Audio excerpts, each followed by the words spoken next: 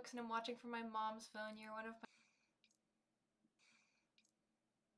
Hi Millie, I'm probably the only one here who hasn't finished any of your books, skimmed a few pages of honey butter, but hope to finish honey butter in 2026, Wesley. But hope to finish honey butter in 2026, Wesley. And hi! So cool. Which is the mushroom story. So cool. Which is the mushroom story. If any of you guys remember the mushroom story from my last stream, or the Sky Island story, whatever alias it's going by. I want to work on that one today, because I have not been able to stop thinking about it since the last time I did a stream and I worked on it, but I wanted to wait and work on it with you guys. But I have lots of exciting thoughts, so that's what we're working on today. Up in the stream, it looks like a couple people are having technical difficulties.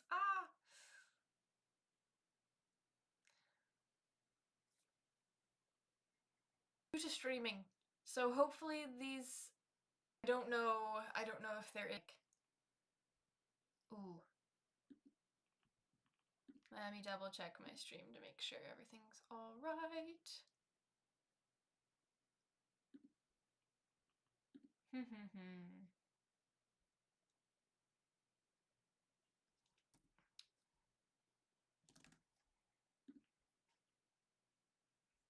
Oh, it is being weird.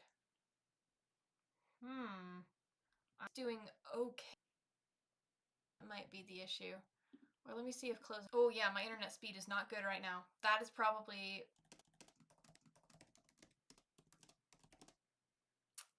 Oh dear. Oh dear. Hang on guys, we're fixing it, don't worry.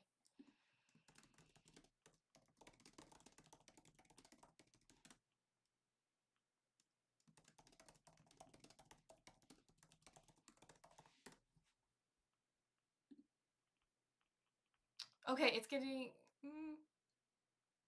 better. It's getting better.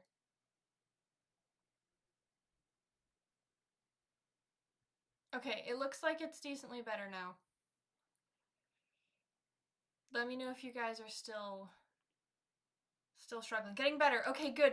I think the problem may be fixed. A writer attempting to do tech things. Okay, it looks like it's getting better for everyone.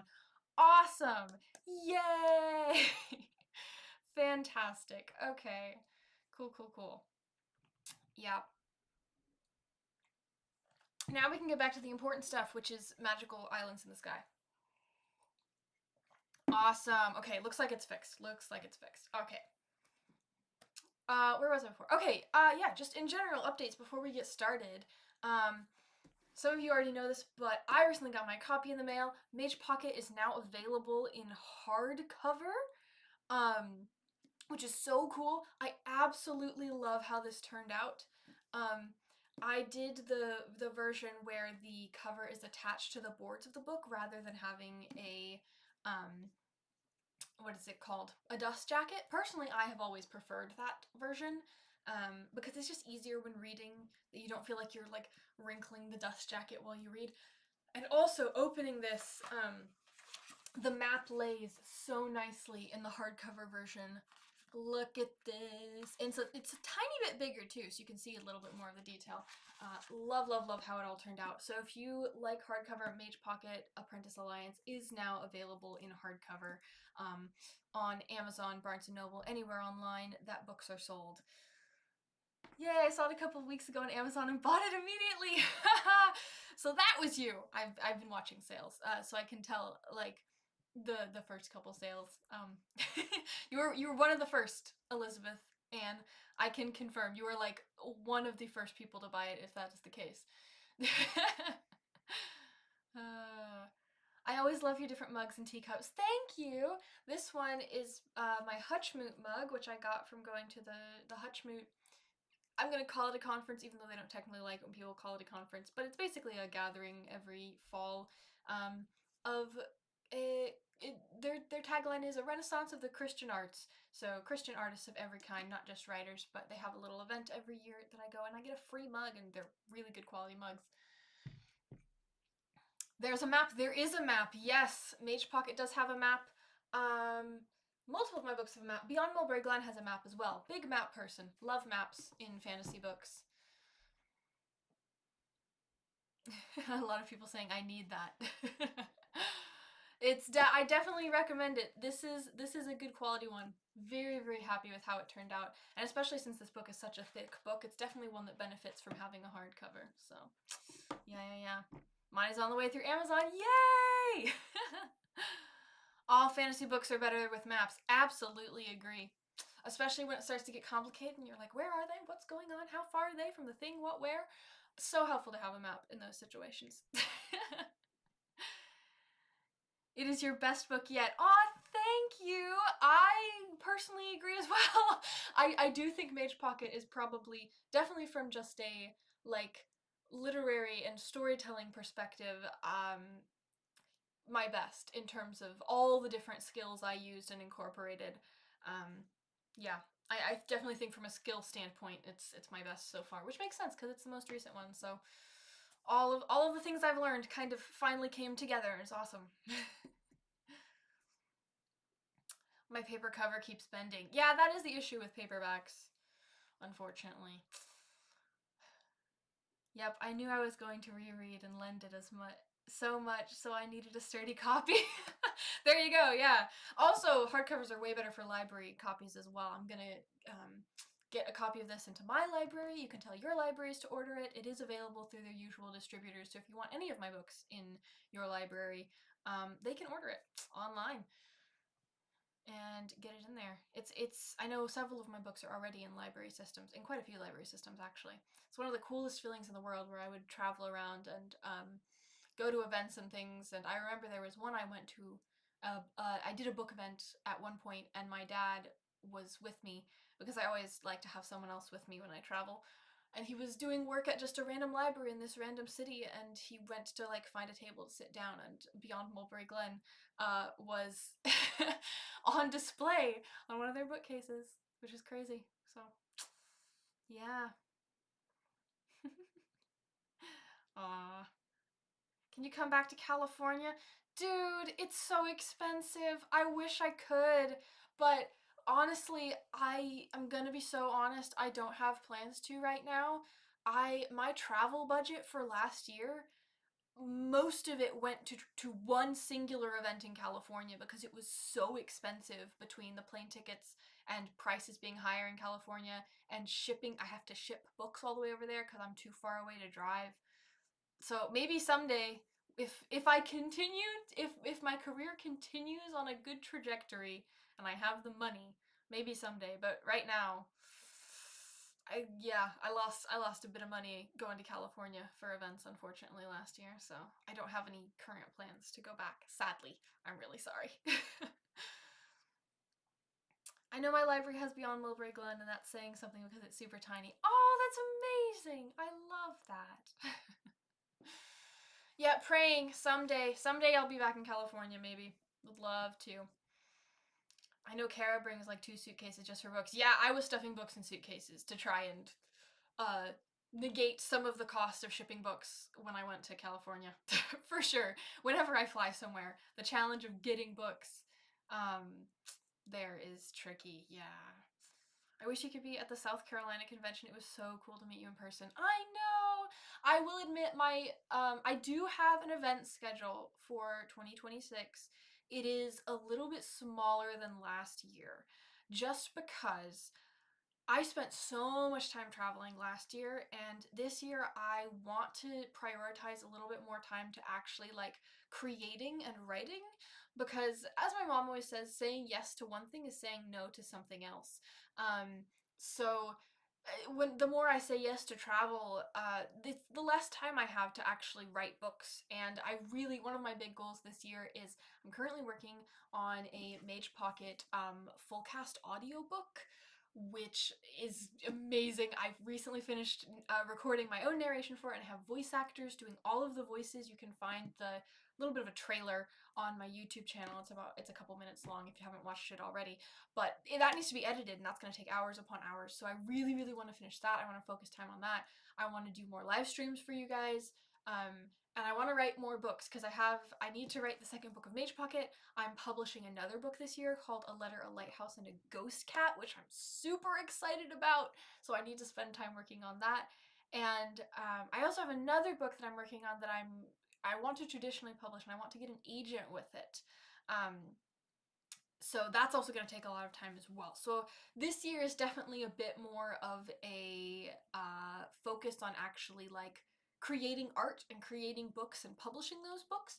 But that's not to say I won't do big book tours again in the future. And I do have a book tour this year, which is pretty decently sized. It's just not quite as cross country as last year's was. But I plan to do more travel in the future again. Just for right now, I need to focus on some other projects. Yeah. What kind of tea are you drinking? Ah, the question. Today is just Earl Grey. Earl Grey tea. Uh, good staple. And water. Because water is important. When will the audiobook be coming out? I do not have a date for that yet. I don't want to commit to anything because I've never done a project this big before, and I really want to get it right and not cut corners. So it will definitely be coming out this year, but I don't have an exact date yet because I don't have experience with this yet. I don't have a great estimate for how long it will take. But once I get closer to the finish line, you will definitely start to hear more about it. I'm super excited about it. I know the voice actors are super, super excited about it. So, yeah. Yeah. I just heard about the Lighthouse book. Yes! Oh, you guys, I'm so excited for the Lighthouse book. I'm gonna be dropping so okay, so the unique thing about the Lighthouse book, it's the full title is A Letter, a Lighthouse, and a Ghost Cat. That's my next upcoming release. And the unique thing about that is it is going to be fully illustrated. So I'm working with the artist Sarah Collins. I don't know if she's watching right now or not, but she is doing like interior illustrations. So she's doing the cover, which will be gorgeous, and then she's also doing it's like over 42 illustrations for this book of things as they happen in the book, and as well as little like spot illustrations and so much cool stuff. I'm so excited for you guys to see it. Yeah, just thrilled for that book. It's definitely one of my most like I made a Pinterest board for this book. It is one of the most visually specific books I've ever written. Like if any of my books were going to get turned into a movie, this is the one I would want to get turned into a movie because I think it has a very visual component to the story, which also made it perfect for illustrations. I'm so excited for you guys to see more of that. It'll be so good. Yeah. I'm looking forward to seeing you at the YDubs retreat and the Author Conservatory conference. Yes, I will be going there. If you were going to Author Conservatory conference or the Young Writers Workshop retreat, I will be there. I'll be speaking at both of those, so that'll be fun. Gotta love water, indeed. Millie, where can I buy your books? You can buy them anywhere online the books are sold, but if you need to find specific links, you can go to my website, millieflorence.com. I cannot wait. Illustrations are the best storytelling ever. Best children's book. Yeah, although this one's actually not a children's book.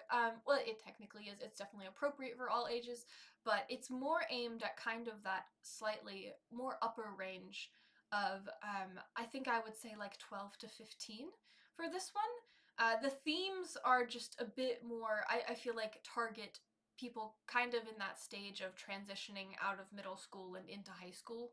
I feel like the themes will relate best to those people, but yeah, still appropriate for everyone. I'm very excited for everyone to read it.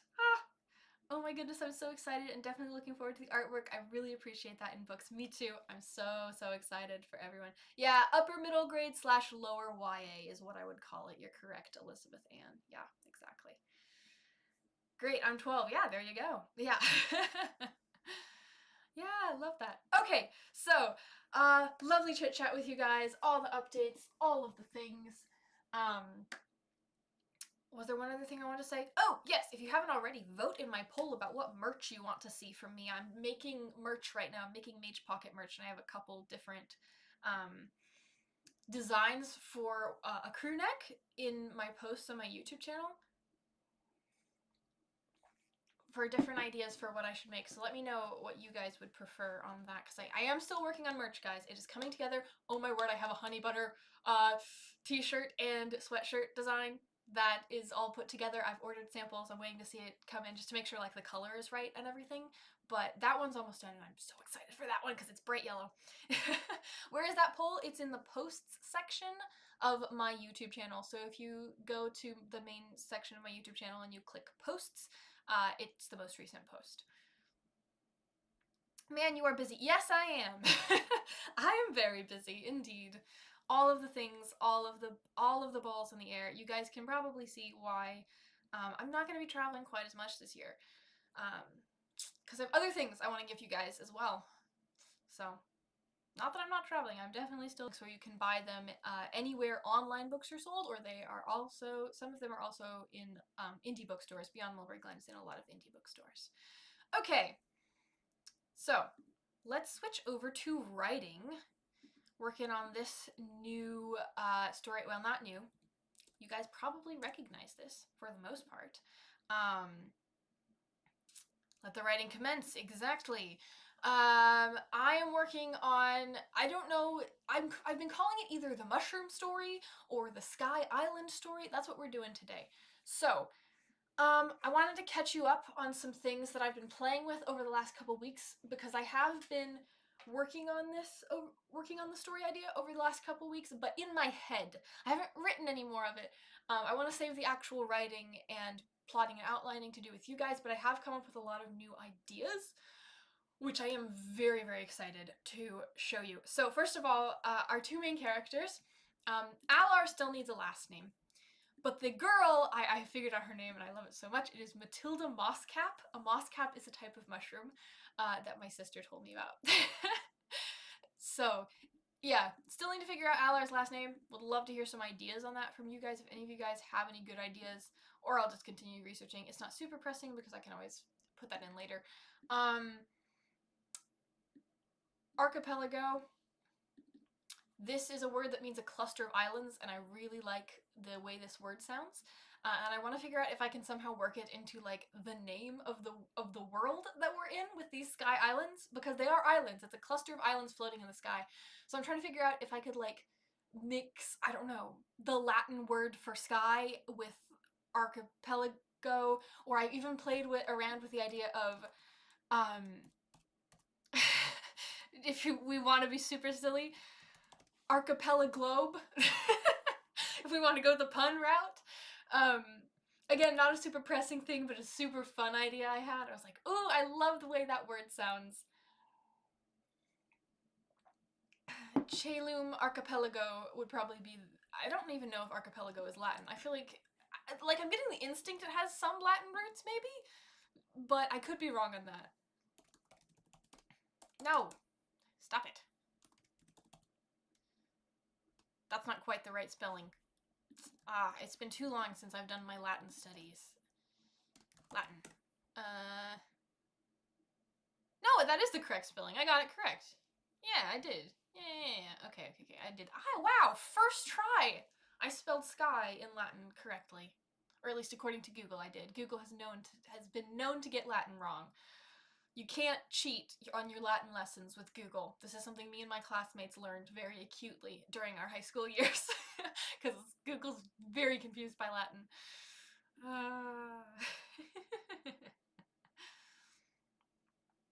Yeah.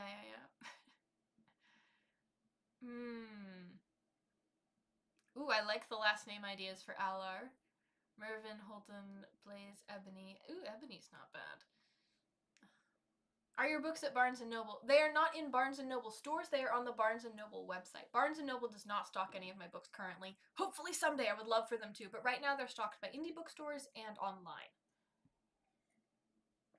I like Archipelago. Glad to hear it. All the puns. Yeah. Nailed it. Exactly. Look at me, the Latin scholar. Not really. I know a little bit of high school level Latin. I used to be better at it when I was actually studying it, but I've gotten a little bit rusty at this point. Okay, and then the other thing, okay, strong narrative voice. Oh, dude. Okay, so I've been reading some books recently that really have me inspired about like having a book with a narrator that is separate from the protagonist. I've been reading Terry Pratchett for the first time ever, and I absolutely love his writing style so, so much. Um, for those of you who don't know, Terry Pratchett is a fantasy author. He is an adult fantasy author. Um, so if you are not an adult, you know, check what I don't know what it'd be. I don't know. Check reviews online, content warnings for what you're comfortable with reading in his books. Although his books do tend to be on the clean side, but I've been reading his books and I really, really love his narrative voice because it is so funny and so witty and so clever. And I feel like this would be such a fun book to have a like strong narrative voice in, that like a narrator that is separate from the protagonist. Yeah. So that's another idea I'm playing with.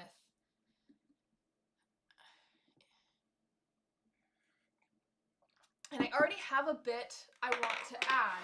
So I want this narrator to be a bit more on the snarky side. And I also think it'd be really funny if the narrator like hates something really specific for almost no reason. like like the narrator really hates carrots or something like that, and it keeps hinting throughout the book that the narrator hates carrots. Like every time the characters come upon carrots, the carrots are just described in the most disdainful way imaginable. Like the very biased narrator. I think it would be so funny. But those are the only ideas I have about the narrator. I do have a little paragraph. I don't know where I'm gonna put it. Um,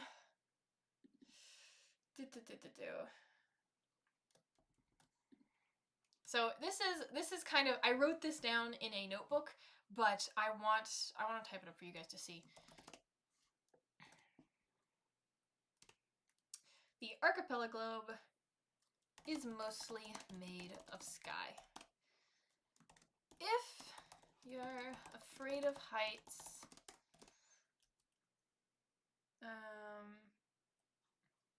you probably wouldn't like it there. If you're afraid, no, let's wait. Let's do this a different way.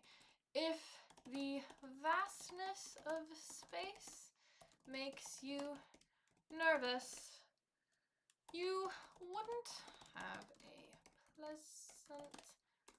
a pleasant time either. If you're afraid of mushrooms, it would be your worst nightmare. If you're not afraid of mushrooms, if you're not afraid of mushrooms, you will be soon. I feel like that would be almost like a really good opening. I don't think I want to open on the characters because you always want to connect to the characters first, but I feel like somewhere in that first chapter I want to include this paragraph so badly. To kind of begin to explain the world building. POV as if a cat narrated the story. Oh my word! Wait, what if I literally made a cat narrate the story? What if it's like revealed somewhere later in the book that it's a cat? That I kind of want to do that now. That would be so much fun. Yeah. Millie, I am interested in writing fantasy for children / young adults. Which of your books do you recommend I read for inspiration? Either Beyond Mulberry Glen or the Mage Pocket Apprentice Alliance. I feel like the Mage Pocket Apprentice Alliance is my best one, personally. They're different vibes, really. Beyond Mulberry Glen is slightly more like literary leaning, and Mage Pocket Apprentice Alliance is a bit more like action adventure. So whichever direction you prefer in that terms. If you like more fairy tale vibe, Beyond Mulberry Glen. If you like more action, Mage Pocket Apprentice Alliance. Yeah, maybe even a narrator that lightly roasts the main characters. Yes, exactly. I think that would be so funny. That's hilarious. Thank you. I'm so glad you guys like it. I like the last line. Thank you.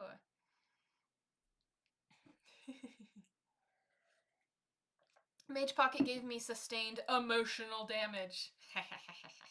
Exactly. Yep. My goal with Mage Pocket was to break everyone's heart and then heal it back together by the end. Which we haven't reached the end yet because it's a series, so. But never fear, but maybe do fear, because there is more angst coming, but also it turns out okay, mostly, in the end. No spoilers. I should just stop talking before I spoil something. Ah. What if it was revealed that the narrator was a cat, but only in the last sentence? Yeah, something like that. Like, if you guys have read The Rise and Fall of Mount Majestic by Jennifer Trafton, love that book. The narrator is a character in the book, but he's like a side character, and you only meet him in one scene once. And I feel like it'd be cool for the narrator to be a cat. Yeah, but you don't realize till near the end. The narrator is a cat. Or I don't know, some other type of magical animal. Cat could be good. Birds are a big thing in this story. For those of you who weren't here last time, the main character is an avian and he has wings. Well, Alar is. And then Matilda, I don't know what she is. I need to come up with a name for the kind of human species she is. She can eat poisonous things, and like poison doesn't affect her is the main thing. And I think it'd be interesting if just she's kind of very durable in general.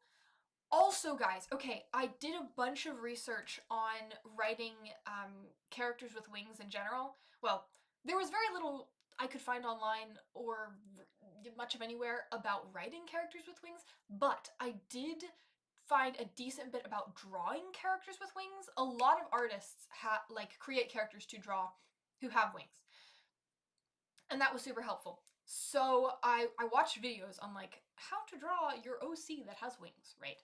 And it was actually really interesting. And one of the things I came up across a lot was that for a human to fly, you would need to be what was it? It was like the strength to weight ratio. You need to have a very high strength but a very like light weight because birds have like hollow bones. So I do think okay, so I and I've been thinking about the characters a lot as well. So I do think Alar is going to be a very, very light character. I haven't decided exactly if his bones are going to be hollow exactly, but definitely very, very light bones. Which of course makes it much, much easier for him to get injured by other characters.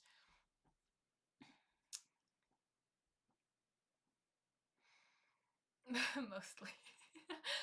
Please have the next Mage Pocket book come out soon. I'm working on it, I promise. I finished the first draft, and then I need to fix up some continuity things, then I'm going to send it to round 1 of beta readers. That's my plan for Mage Pocket. Never fear, it is in progress. I've only watched movies with the narrator trope, but I'd love some book recommendations with sarcastic or witty narrators. Any Terry Pratchett book is the main place I've found it that I've really enjoyed it. Yeah, that's the main one I can think of where the narrator is separate and sarcastic. Rise and Fall of Mount Majestic, he's not super sarcastic. He's more scholarly, but yeah, Terry Pratchett, really enjoyed. She spent the last 5 years building up an immunity to iocane powder. Basically. Not well, she was more born with it, but yes, exactly.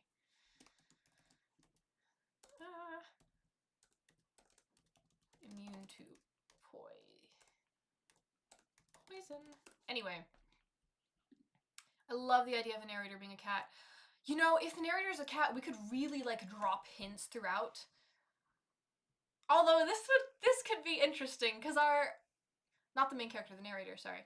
Our main character has bird features, so a narrator who is a cat could lead to some interesting situations. Because cats eat birds. Yeah. Their wings gotta be huge. Yeah, that too. Miss Durable could yeet him off the island. Exactly. Well, she basically did. So the plot I have so far... Oh, Lemony Snicket. Yeah, Lemony Snicket also has a sarcastic narrator.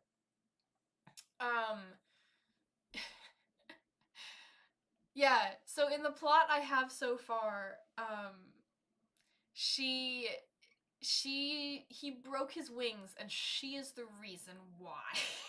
Because they crashed into each other in the middle of a storm. She had like mechanical wings because I do want some steampunk-esque technology here. And um they crashed into each other in the middle of a storm and end up stranded on this sky island because her mechanical wings broke and his real wings were injured by her crashing into him, and now he's very mad at her. That's kind of where we're at the moment in the plot. That's where we're at in the plot. I'm curious, how many books will the Mage Pocket series have? It has 3 books in it. I'm in the middle of book 2, and I have book 3 mostly planned out. I've had the whole series beats planned out since the beginning. So, are there any hints you could give us about Mage Pocket 2? Oh, oh dear. You have opened a can of worms. Are there any hints? Are there any hints? Sleep deprivation. That's all I'm saying.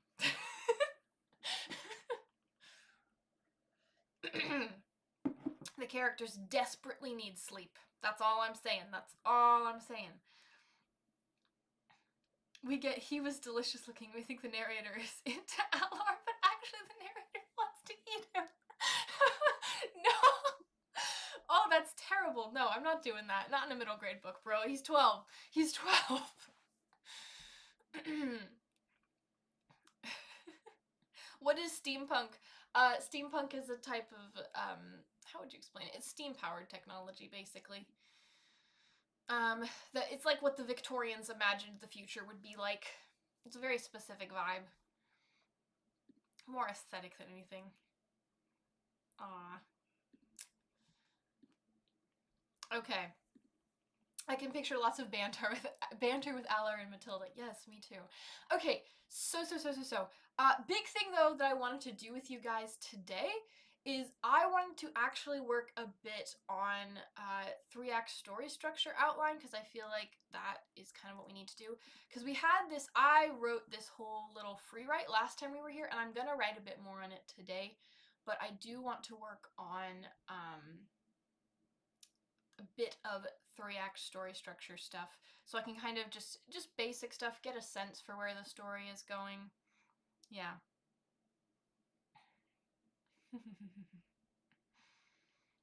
I love the characters. Aw, thank you. Yeah. So we're gonna do a bit of outlining plotting today is the plan, and then I will do a bit more writing. So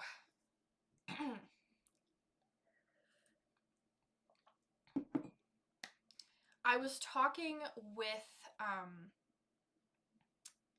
a friend on the phone about the characters' personalities, and I've got a much better sense for the characters' personalities now.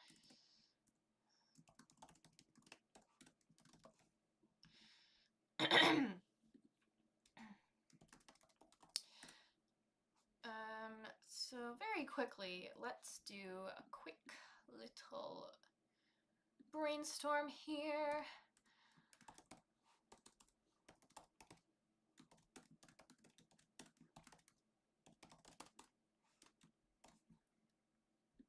To bring their arcs together. I have some vibes. Okay, so something my friend pointed out with Alar is that especially if I want to focus on his flying and his wings, she's like, that's this world's version of like a kid who's really into sports. And I was like, oh, I love that. So I definitely want to play with that. And I feel like Alar being somewhat into like racing or something like that could be really, really fun to play with.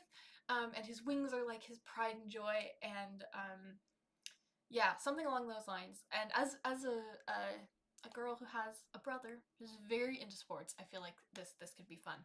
And then I feel like Matilda can be a bit more of the level-headed one here, is what I'm thinking. Which of course comes with its own metaphors of like she's the grounded one, both in the thematic sense and in the literal sense, because she doesn't have wings that actually allow her to fly. Alar flies, and he's a bit more, if he's into racing, does things fast, which maybe leads to him being a bit, maybe not thinking things completely through all of the time. Although I imagine in the terms of actually flying, he'd be very, very good at it. But I do really want to have a scene where he tries to eat one of her poisonous mushrooms. I feel like that could be really, really funny. So, she's, yeah, so Alar is a bit more flighty, both literally and metaphorically. Matilda's a bit more grounded. I think that's what I want to play with. Alar is very, very hyper, has a lot of energy, and yeah, very, very passionate about sports and flying and racing and being really awesome. he thinks he's really awesome. And then Matilda is a bit more methodical, a bit more grounded. I think that's what I want to play with here. I think could be cool. I got it from Abby Emmons too. Yes, love Abby Emmons' story structure.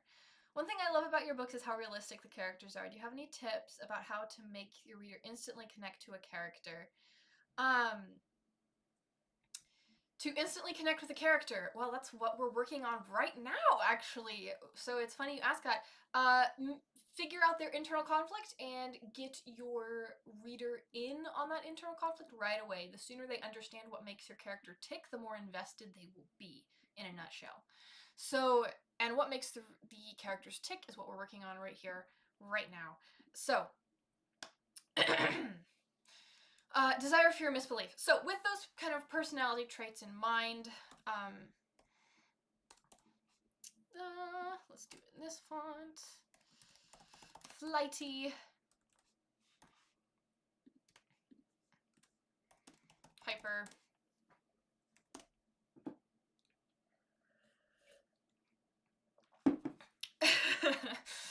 A bit self-centered.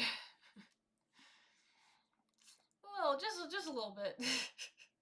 We're dealing with a 12-year-old boy here. Which is like, he's like the opposite of Theo, my other more recently written 12-year-old boy character, which I think will be fun. Theo cares what everyone thinks all the time and is terrified of them. So, and then we've got Matilda, who is grounded.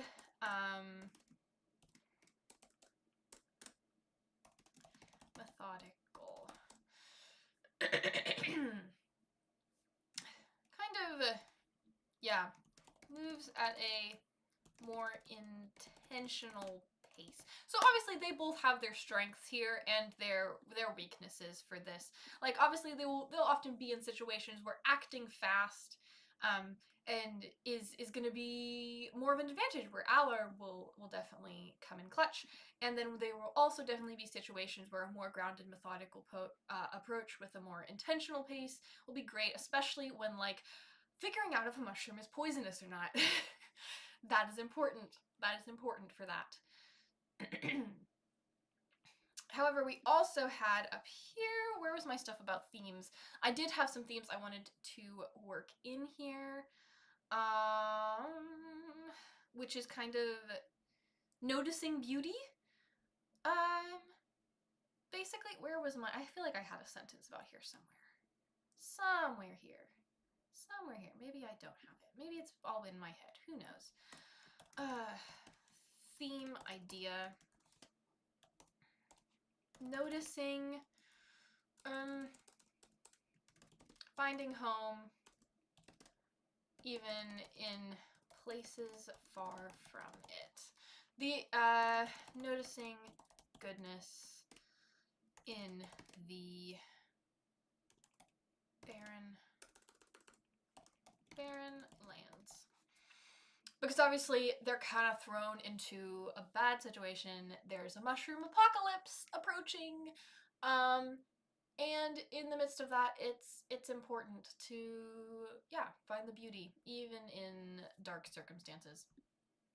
That was my theme idea. That may change, because it's always best to kind of let the story be what it wants to be, but that's the direction I'm going to nudge the story, because I feel like that could be a very good theme for this world building. With that in mind, incorporating that into their arcs is what we're working on here. So how can we have their arcs and or incorporate them learning to find home in places far from it, to notice goodness even in more difficult circumstances. And obviously, I mean, the most obvious way is to flip that upside down and have them be a bit more, maybe even in their own different ways, we can have them be a bit more like their misbeliefs are, you know, it could be different flavors of it, but for example, Matilda's misbelief could be, oh wait, actually, okay, Alar's misbelief could be something along the lines of like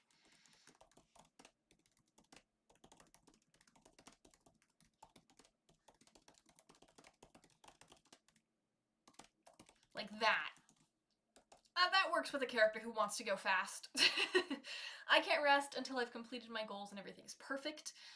He wants to get everything figured out before he feels like he can actually enjoy himself, or, you know, appreciate the more, like, the beautiful world around him, and maybe he needs to figure out that, you know, the journey of life is long, and along the way we should recognize and remember why we're even trying to achieve these goals in the first place. Why are we even trying to, you know, survive the mushroom apocalypse? It is so we can sit around the campfire with good food and sing songs with friends. So we should do that even in the midst of that. The point of life is not, it's not just surviving, it's about living, that sort of thing. Of like taking intentional time to find that meaning is important.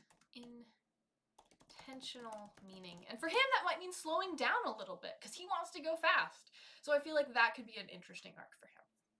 And then I kind of want to give Matilda a desire to go fast.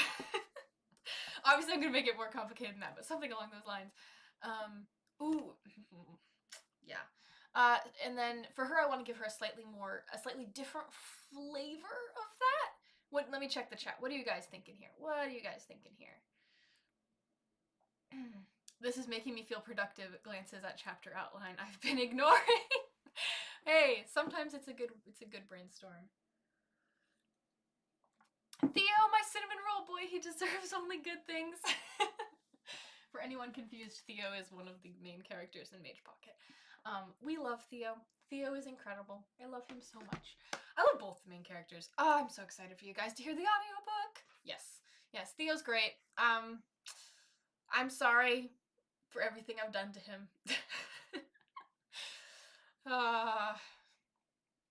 He really struggles in book 2, but I don't think that's a spoiler. I think everyone knows that's coming. So, are you thinking of publishing this? If I gotta go fast. Yes, exactly. Are you thinking of publishing this? If I do, it will probably have to be self-published because traditional publishers don't tend to like it if you live stream your entire process on the internet. But I might self-publish it someday. Yes. I love seeing you plan out the story. Thank you. I'm so glad this is entertaining. Yeah. Okay, so let's mess around with this some more. So, if his misbelief is that, then obviously the opposite of that misbelief, the truth he learns, is the journey is long.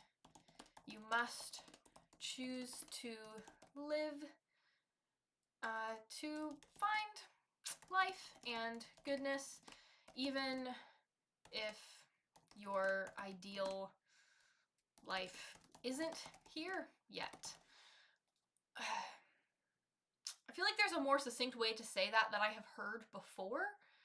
Probably in some, like, self-help motivational book at some point, but I don't remember what it is. It's like, don't wait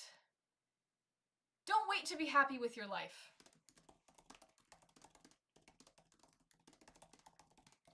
Maybe. Something like that.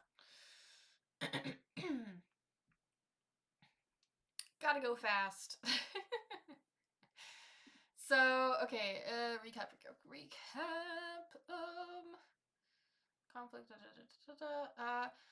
What does your protagonist think will bring them to happiness or contentment, and how is her fear stopping her from going after it? So, her fear is what is stopping her. It's not the opposite of her desire. Well, him, for Aller. Fear. Well, okay, I need to make the desire more specific. What does he want? I imagine. Okay, so the other thing that I already know about this book is that Aller's family is moving away from where the mushrooms are. The mushrooms apocalypse got too close to their family island, and they had to move away, and he's probably very mad about that. So, what does he want? Desire.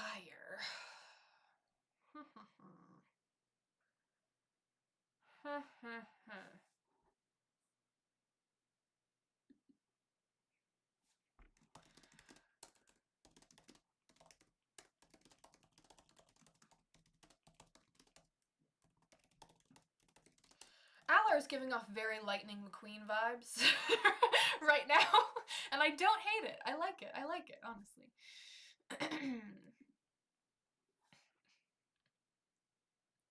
Maybe Matilda's art could do with learning to take risks or chances? Ooh. Maybe. I like that idea. Will you ever run a Kickstarter for your books? I have no current plans to, but it's not out of the question. I would be open to that someday. You'll never go if you don't get started. Exactly. Life is a marathon. Yeah, that might be partly one of the phrases I was thinking about. Yeah. Ka-chow. Exactly. Yeah. My personality is a lot like Aller's. That is honestly encouraging to hear. It's always good when I feel like my characters are real enough that there are people who feel like they can relate, for sure. That's very good to hear. If I slow down, I'll miss opportunities. Ooh, you'll miss opportunities if you don't take the time to look. Yeah, so he's a bit of tunnel vision type of thing going on.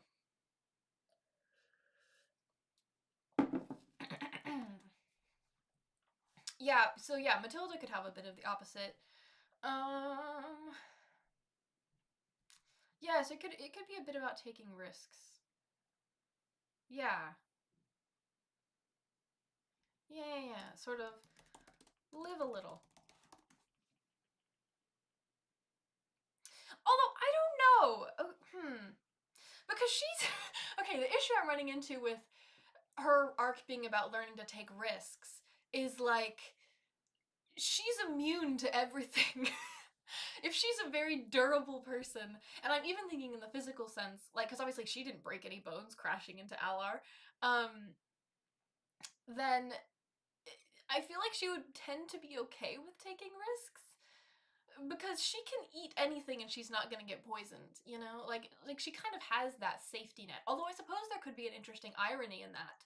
Of like Alar kind of, because everything is a risk for him, because he's so light and he can like break bones, get injured more easily if things go wrong, he's had to kind of learn to take risks and do things quickly and go fast and don't overthink it in order to actually do anything in his life. Whereas for Matilda, she's so used to having this safety blanket of like, I don't get injured, I don't get poisoned, and I like, she has super thick skin, literally. Again, I haven't exactly decided what her species is, so I still need to figure some of that out. I don't know what the name of it is. But, that she's kind of always had that safety blanket, so to take something that's an actual risk is very new to her. That could be an interesting thing to play with, maybe. Possibly, something like that.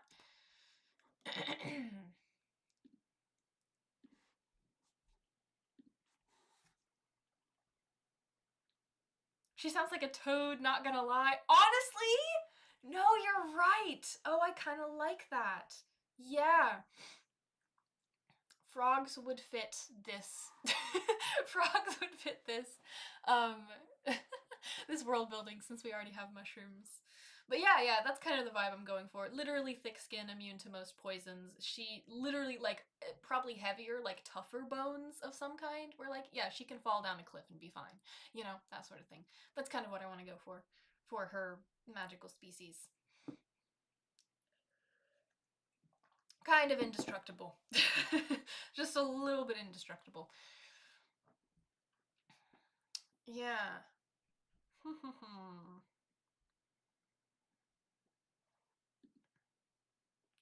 But what desire does, yeah, so it's more motivated by fear, so let's figure this out first because I'm on a roll with Alar. If I slow down, then I'll miss opportunities. Yeah. Gotta go fast. And then desire. I imagine he kind of had like the perfect life set up before he had to move because of the mushrooms, and now he's mad about it. Maybe he had like his racing buddies or a flight team or something that he was on back home, and that's just been completely uprooted by these really unfortunate circumstances. So I'm gonna make it like I don't have like the words for this, but something along the lines of to be the I don't even know what he's doing, just racing to to win the big flight racing thing. Yay. I don't know, something along those lines, and I can flesh it out more. But some like competition, he's in some sort of flight league.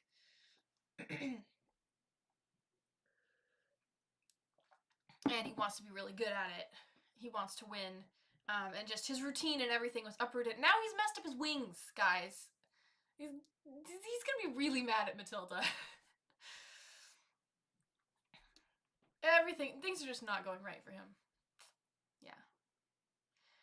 So why would the mushroom apocalypse apply to her? So I have a few different ideas for that, for why does the mushroom apocalypse apply to Matilda. One is she wants to help people in general.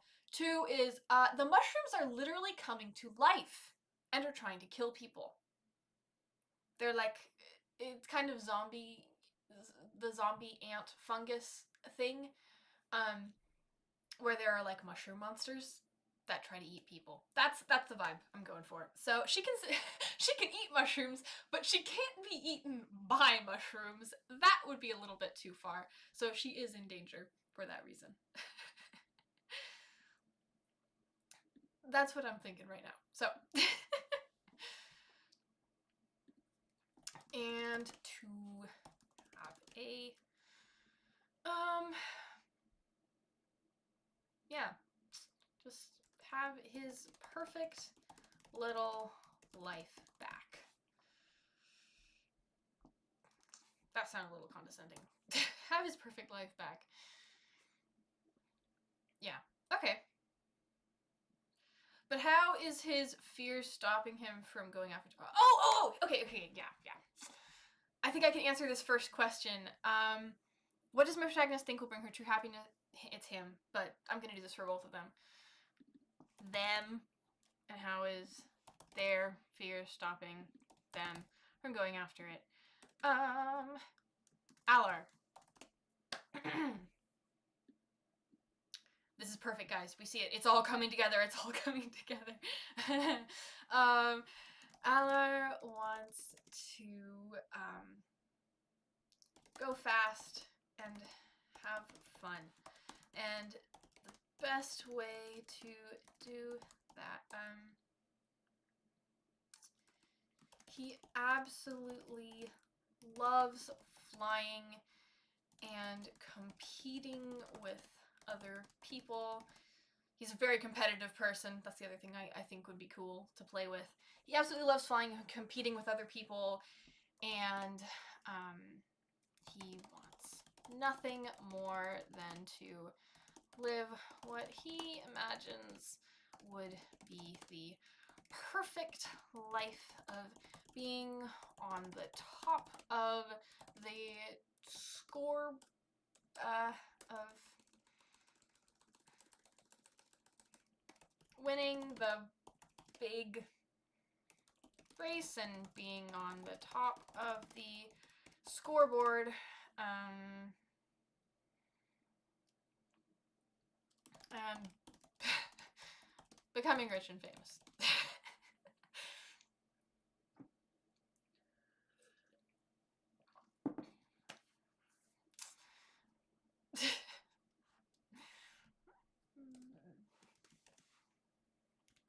Definitely, that's happening. At least someday. And having his perfect routine.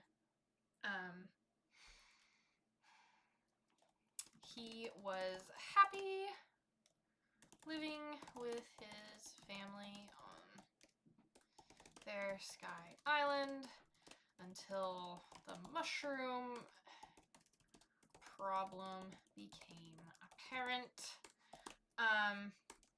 And they had to move, which completely disrupted his life and his training routines and his ability to fly in the races he wanted to.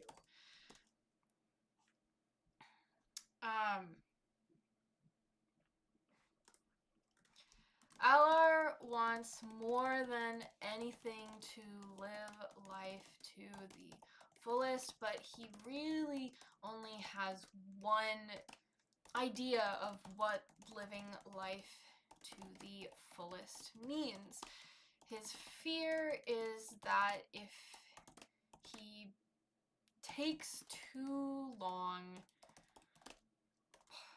pauses or hesitates, if life's setbacks take too long, then he'll miss his opportunity to win those races and achieve the life he wants.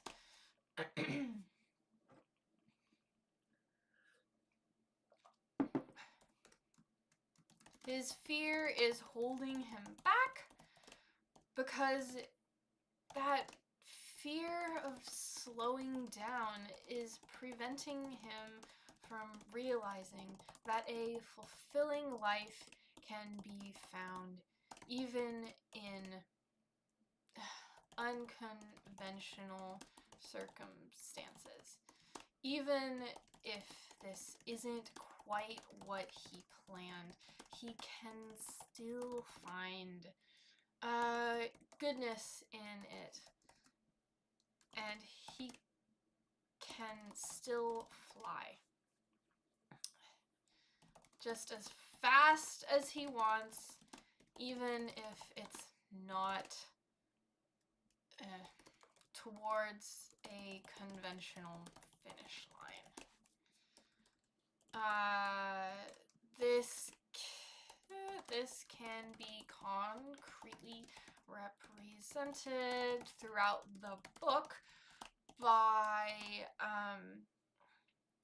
him going from having very strict racing guidelines in his head, point A to point B, to really enjoying flying, like exploring these islands while flying, swooping around waterfalls and dodging between cliffs. It's not a race course. It's not the race course he wants to complete, but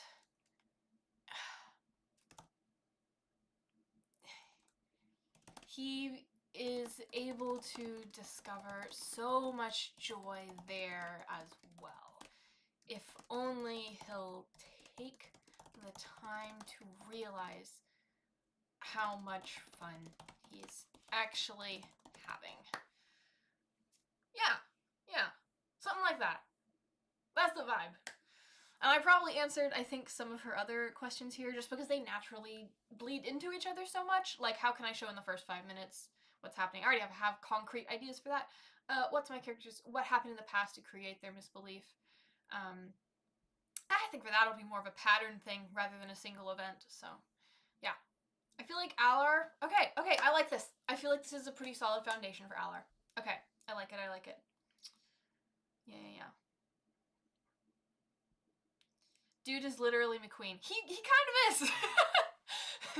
12-year-old avian lightning McQueen. Becoming rich and famous. Yes, absolutely. Matilda better give him a reality check. Oh, of course. My characters are always going to give each other a reality check. I mean, that's what Theo and Sorrel do as well. They just do it really nicely. Theo and Sorrel's friendship in this book is much more gentle, I think, than what this friendship is going to be. I think this one's going to be a lot more sarcastic banter and light bullying of each other. I think that's going to be the vibe because I think that's what both of them are going to need in this case. Is there a PDF anywhere that I can download for this outlining format, or a website or something that shows how to set it up? Yeah, so this is Abby Emmons. If I scroll to the top here, she is a writing YouTuber. And you can get the structure through her YouTube channel, her website somewhere. I don't feel good about I think it might be through her email list. I don't know exactly where she has it right now. I don't feel comfortable with here's the PDF because it's her thing. And I have the feeling it might be the sort of thing you have to sign up for her email list for. And I don't like the idea of messing with her structure for that. So I would say look over there, Google her YouTube channel, and you can probably find it or instructions from her on how to download it somewhere there. I think it might be you sign up for her email list and then you get access to it. So, um, yeah. Okay, I'm feeling good about that. Yeah. They give very wholesome reality checks. Yeah, exactly. Theo and Sorrel are very wholesome. Which, again, both of them, like Theo and Sorrel in Mage Pocket, they need the wholesome version of reality checks because without too many spoilers for people who haven't read, they both just went through something very traumatic. They need a bit more of the comfort side of things, especially Theo, because Theo automatically kind of thinks everyone hates him. So these guys though, they have had very normal childhoods. They're gonna bully each other. They're gonna bully each other in a loving way, in a sarcastic friendship way. But it's definitely gonna be a bit more bantery for sure. I've been pronouncing it Sorrel in my head this whole time. Oops. Yeah, I think multiple people have. Yeah, it's sorrel, like the flower. Sorrel is a type of plant.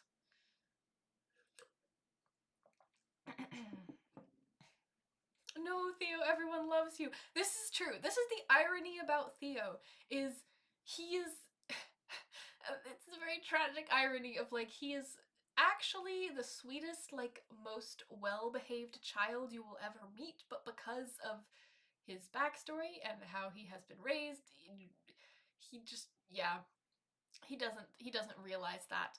And then you have Sorrel, who causes a million problems and is a problem child all of the time.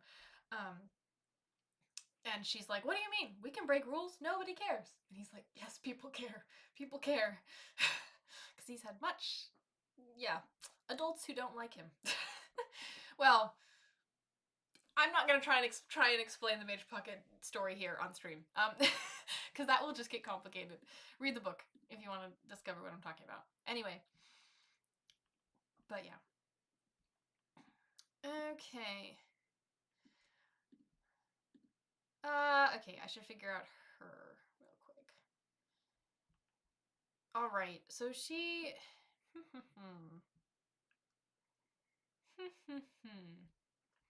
Grounded, methodical, moves at a more intentional pace.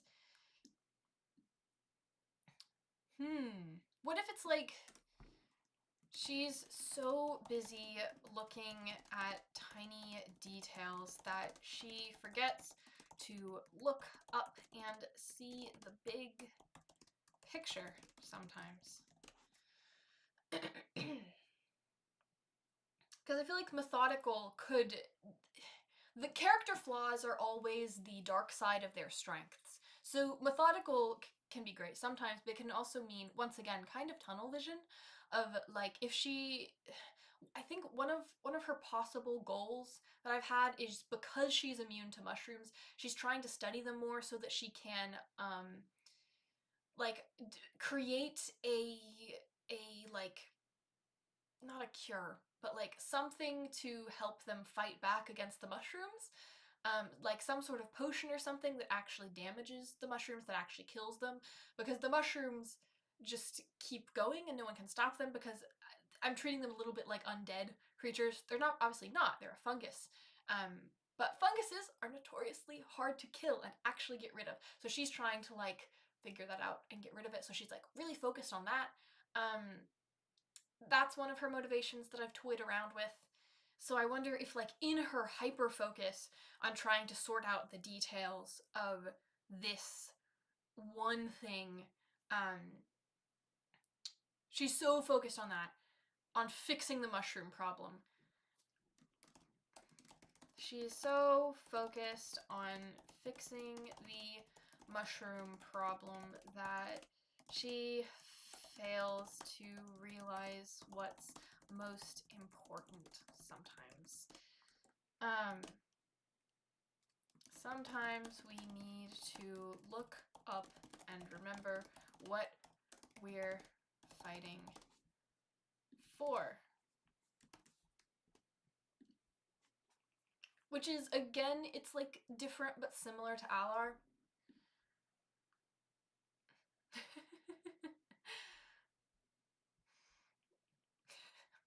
I'm just being very entertained, Elizabeth Ann, by all your Theo comments in the chat. Aw. Theo's great. He's overpowered, but he's just the sweetest, kindest person, which is a very good thing, because if he was that powerful and was not a good person, bad things would happen. Because he's very, very, very powerful in the magic system. He's basically the most powerful character that we have met so far in the series. Or at least, like, in terms of how, like, Maeve at the moment is more powerful than him, but she's older than him and she's had a lot more time to study. Theo, like, if he continued to study, once he reached Maeve's age, he would be way more powerful than she currently is at her age, if that makes sense. Anyway, I feel like at some point we just need to have like a Mage Pocket book club stream. Because it comes up every time I do one of these. I think I'm toying around with doing like a Mage Pocket book club stream when the audiobook comes out, because I'm going to release some of the chapters of the audiobook for free on my YouTube channel, and we could do like a post-chapter book club every time a chapter comes out. I think that'd be kind of fun.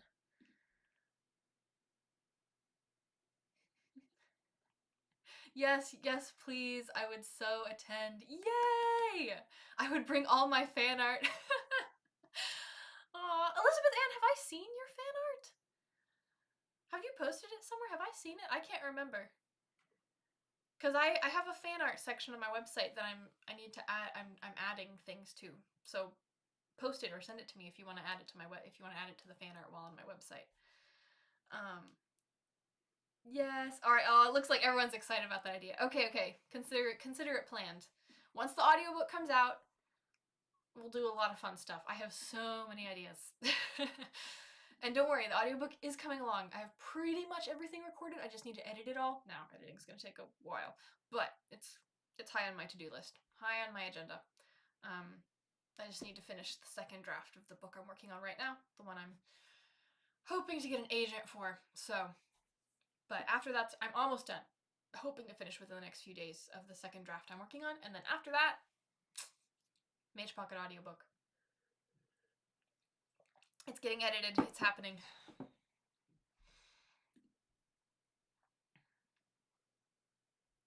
I think I emailed you some Beyond Mulberry Glen art and the Gilded Edge version of Mage Pocket I made for my friend. That's right, that's what it was. I should look through my emails and find that and put that on my fan art page on my website. Yeah, by the way, guys, new little thing here. I have a fan art page on my website. If any of you guys want to see all the cool stuff that people have made, let me real quick send it in chat. What's Alar's last name? I don't know yet. I'm still trying to figure out a last name for him. I would love if it was something bird related because he has wings. So, but yeah, there's the fan art page in chat if any of you guys want to go check that out. It's super cool. And if any of you guys have fan art you'd like to be featured, you're welcome to post it publicly online and tag me. Or if you don't have social media, you can mail it to my P.O. box, Millie Florence. The address is on the website. So I'm doing that instead of telling people to privately email me because safety reasons, and just I can only keep up with emails so much. So I don't want to ask a bunch of strangers to like send me photos, if you know what I mean. That doesn't feel safe to me. So post publicly online or mail it to the P.O. box. But don't privately send me photos. Just because that's more difficult to manage. So, okay.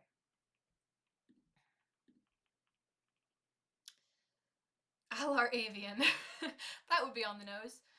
So the thing is, though, that I'm calling his species avian, so I don't think I want... That would be like me being called Millie Human. Millie Human. I don't think that quite works.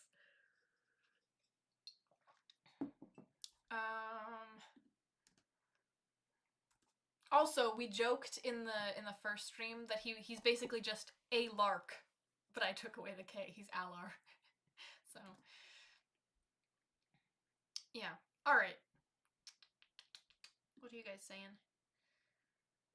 Wait, that's seriously cool. I'm so glad you guys enjoy the art.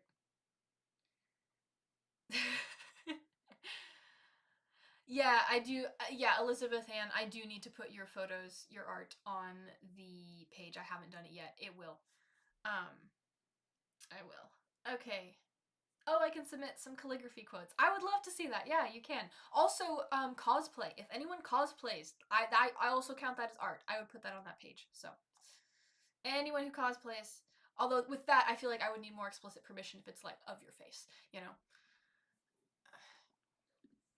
So I haven't. There are some people who've cosplayed characters, but I haven't put any of them on that page because I feel like I'd need very explicit permission to post someone else's face on my website. But I would also count that. If someone wants me to, I would post that as well. I can tag you on Y-dubs in the future if you'd rather me send you art that way. Honestly, for Elizabeth Ann, for you, that works because I know you a bit more. You can email me stuff if you want to. Or you can tag me. Either one works. Because I have met you in person. So, you're okay to email me. What if I am bad at drawing? Do you only put amazing art? So it is gonna be curated. I'm not gonna put just anything on there. That said, I'm bad at drawing, guys. So my standards are not terribly high. It is true that I can't post anything and everything on there, but I'm planning to post most things. So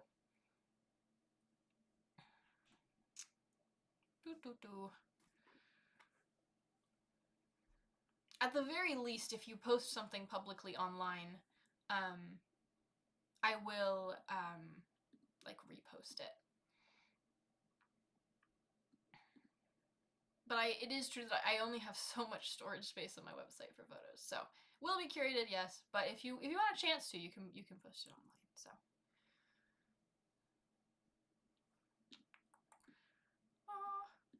okay. Matilda Mosscap. Okay, I've been in art mode. I need to figure her out. Okay.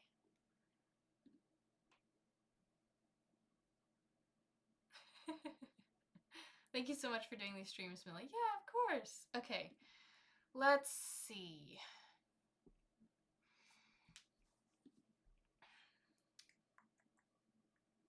Desire, fear, misbelief. Okay, what she desires to end the mushroom apocalypse. I don't know. This feels too virtuous, I guess. Just because you always want it to be a very personal reason. And the mushroom apocalypse is affecting everybody, and it's bad, yeah. But what's like her personal reason for this? I don't know how much, yeah. Because just the more personal, the better. Everyone wants to end the mushroom apocalypse. Why specifically does Matilda Mosscap? Why is that important? Why is that important to her and only her? We need a personal reason. So, selfish reason.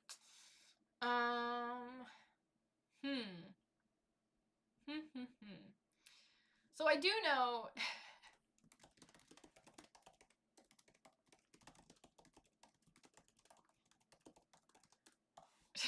She is very obsessed with mushrooms in particular. That is something I have known about her from the beginning. So, like, just in general, I think she kind of likes science, specifically mushroom science. She likes the science of mushrooms and plants and things.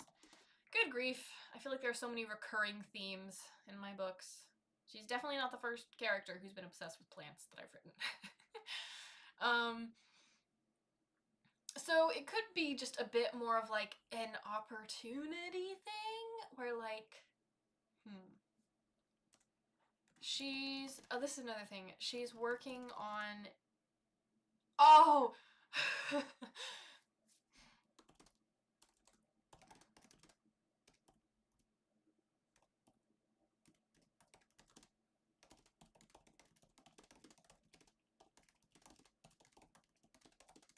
Okay, something like that. She's like working on a book, on creating her own book about mushrooms because she's obsessed with mushrooms. She thinks they're super interesting. I love the idea of her like liking the flavor of mushrooms. She like cooks with poisonous mushrooms because she wants to see what they taste like, that sort of thing. If any of you have watched the anime Delicious in Dungeon, like that, like she really wants to see what all the poisonous mushrooms taste like. She wants to eat all the mushrooms. That's a fun motivation. So I almost feel like her solving the apocalypse thing.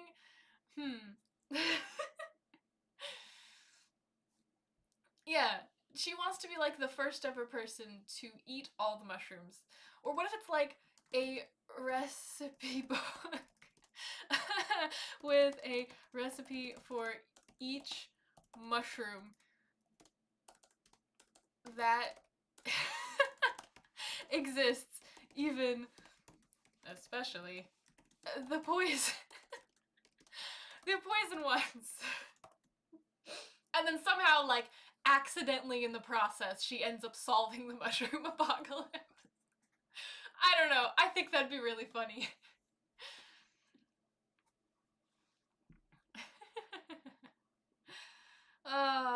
Hey, hello, I'm quite late as I had a prior commitment, but I'm so excited to be here. Can anyone catch me up on what's going on? Yeah, of course, and welcome! So, I'm working on a story idea. I've actually decided to, plot a whole book, on stream. I worked on this book, in my past stream, and we're continuing it.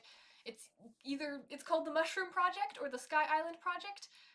It is a middle grade fantasy, and the world building is that well, let me just read you. This is basically the catch-up you need. The archipelago is mostly made up of sky. If you're afraid of heights, you probably wouldn't like it there. If the vastness of space makes you nervous, you wouldn't have a pleasant time either. If you're afraid of mushrooms, it would be your worst nightmare. If you're not afraid of mushrooms, you will be soon, because there's a mushroom apocalypse taking over the Sky Islands in this world, and we are going to follow these two characters, Matilda Mosscap, who is, I don't have a name yet for her magical species, but she's Miss Durable, as we've quoted it. She's immune to all poisons and, like, literally physically durable, doesn't get injured easily at all. And then Alar, last name to be determined, who is an avian, so he's a human and he has big wings, and can fly. And right now we are working out what their character arcs are going to look like over the course of the book. And so you have a little bit about their personalities there. Last stream it was mostly world building stuff. But this stream we're working on characters. So there you go. Maybe her family was affected. That's a possibility. Maybe she lost someone close to her because of the mushroom apocalypse. So here's the thing. I actually don't want to make either of their backstories angsty at all. That's kind of my goal for this book. I want it to be a bit more like normal, untraumatized kids accidentally save the world.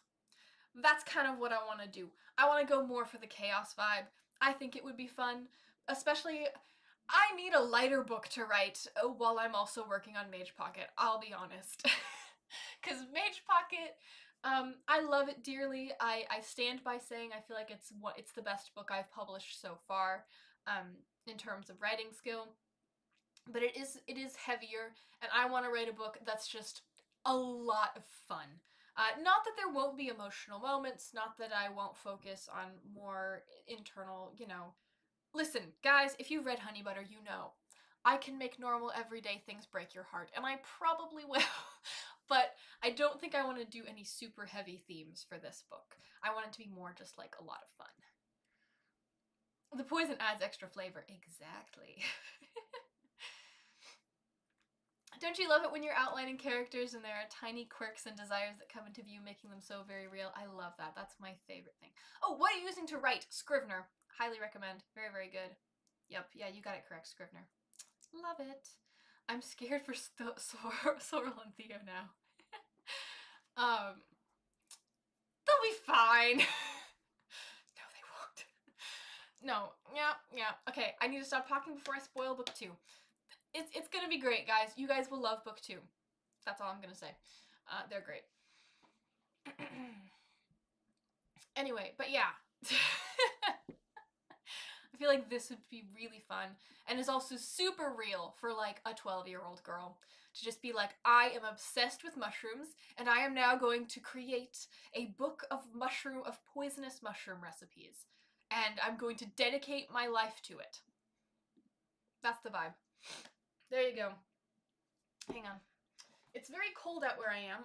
There's like a foot of snow outside my house, which means my nose is a little bit unhappy. I'm gonna mute real quick while I blow my nose.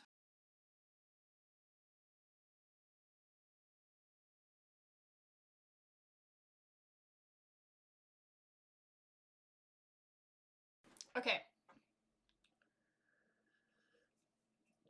She has chosen her career at 12. So has Alar. This is another thing you'll see in most of my books, which definitely reflects my own backstory, because I had also chosen my career at 12, and I'm still doing it. I write a lot of kids who are passionate about specific things, because that was me. For sure. Yup.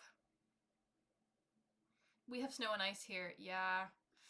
Yeah, are you in the middle of the snowpocalypse? There's a certain like section in the Midwest of America or something, some section of America right now got kind of like record-breaking amounts of snow, and I am currently in that section, which is very fun. Okay. Yeah. And she wants she wants to do this because no one has ever done it before. That's it. That's her whole motivation. Okay. Alright.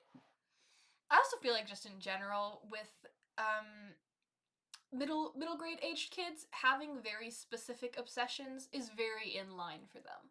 Like, I meet so many kids who do. And people that age who do.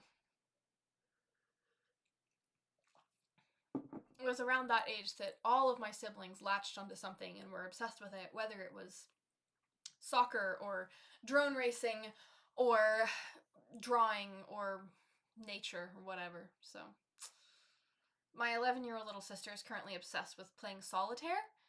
She's been playing it a lot, pretty much any spare moment these days. So Matilda's obsession is mushrooms, I have decided, and Alar's obsession is flying and becoming a world-class athlete. So, okay. Misspelled that, okay. Alright. This is still not her desire, fear, misbelief arc. Need to actually figure that out. Okay. What is her misbelief?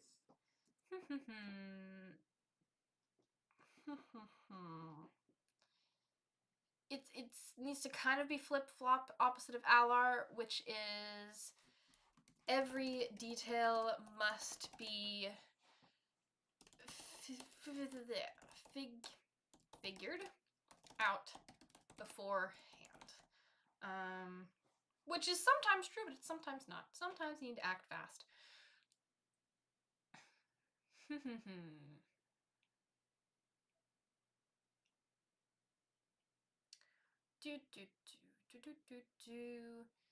So once again, it's kind of a perfectionist thing in different ways.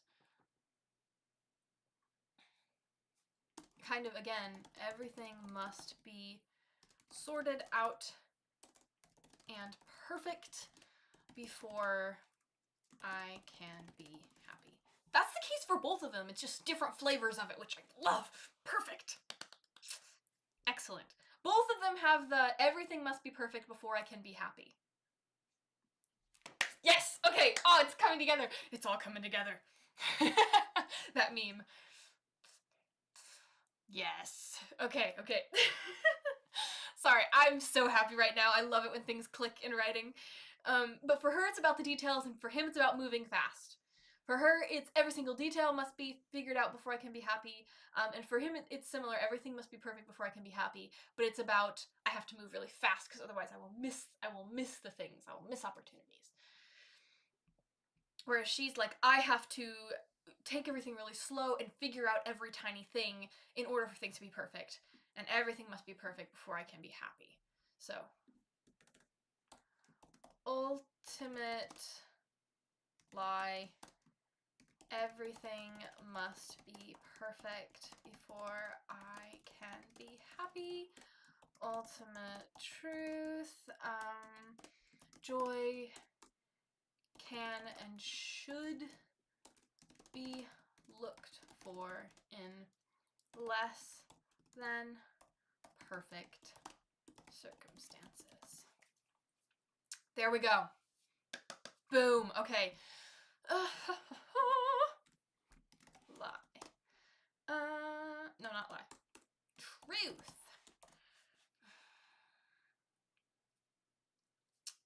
What's the truth she learned specific to her is...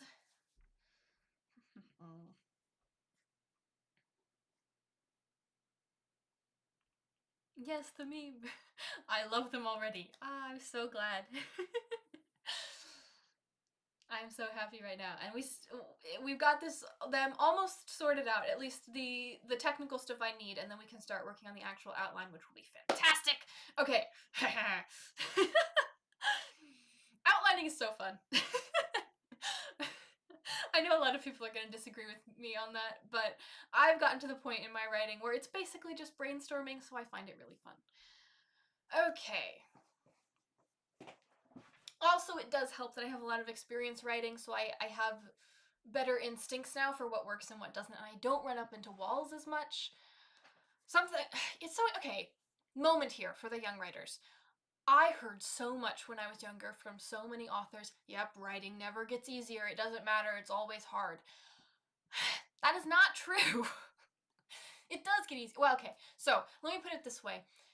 The act of being disciplined and getting yourself to sit down and write, yes, that's hard. And you need to come up with systems that get you to actually sit down and write 100%.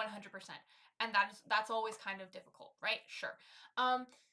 Coming up with new ideas and solving new issues with new stories, yes, that's going to be hard, no matter what, no matter how much experience you have, because every new story is by definition new, and you are going to come up against unique problems that you will need to solve in unique ways. However, the actual craft of writing does get easier the more experience you have. Because, first of all, you gain more confidence that you can actually get through it. Why? Because you've done it before. You've proved to yourself that you can do it, therefore you will be able to do it again. That gives you more confidence, and that really helps. Also, again, you're going to learn the processes and the methods that work for you. And once you learn those, you'll be able to default to them in the future with new stories, and things will come much more quickly because you know what you need to do, even if you know you are going to encounter problems along the way. Also, you will learn more about story structure and, once again, what works and what doesn't. And so when you run up against a problem, yes, it will need a unique solution for that book aesthetically, but you'll have so much of a better understanding of story structure that it will come along more quickly and more easily, because, once again, you're always, okay, let me put it this way. You're always going to come up against new problems when you write books, but you will become more skilled at solving problems. You will become more skilled at solving problems within fiction, at solving fictional problems. There will always be new ones, new problems to solve, but you will become better at solving the problems. There you go. There's my TED Talk for the day. Yeah. Love the gleeful author laugh. Oh, indeed. That's the gleeful author laugh, indeed. It's still hard, but you get better at solving the problems. Yep, exactly. Excellent way to sum that up. Yep. So glad I have you to show me this before I publish a book. Aw, thank you. Glad I could be a part of your writing process. Again, I've been where a lot of young writers are. I can remember being 12 and trying to, thinking like, that's the goal, and will this ever get easier? And it does, actually. It does. Okay. Anyway, enough of me getting distracted with inspirational TED Talks. Desire, no, that's not gonna be it.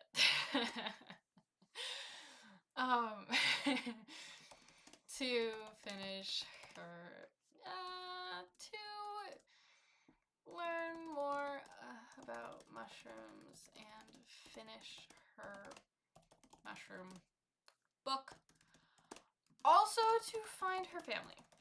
That's the immediate goal, because they both got separated from their families for different reasons. Matilda got separated from her family because she was out flying trying to find new mushroom species, and then she crashed into Alar and her wings broke and now she's stranded on this island. Alar got separated from his family because they were moving in a giant steampunk ship to a new home on a new island, and he was out zipping around, flying around, because he's got to keep up with his training regimen if he wants to beat everyone in all the races. And then a storm struck, and he lost the ship in the storm, basically, and then he crashed into Matilda, and he crashed landed on this island. So immediate goal for both of them is to get back to civilization, get back to their families. But also, deeper goal is she wants to finish her mushroom book, and he wants to win the big race and have and both of them believe that they want to have their perfect life back. Well, so that's the other thing. So since the mushroom apocalypse is happening, that's got to be really annoying for Matilda. Is so mad about the mushroom apocalypse. Because for once there's something that can actually hurt her. Eat her. And now her parents won't let her go and explore as much, or even work with mushrooms as much, because now mushrooms are dangerous. And that is very much foiling her plans. Oh, I love this so much! Oh, it's all coming together. It's great! Because now the mushroom apocalypse has an effect on both of them and their personal plans in a very personal way, but in very different ways because they're different characters with different goals. Yes.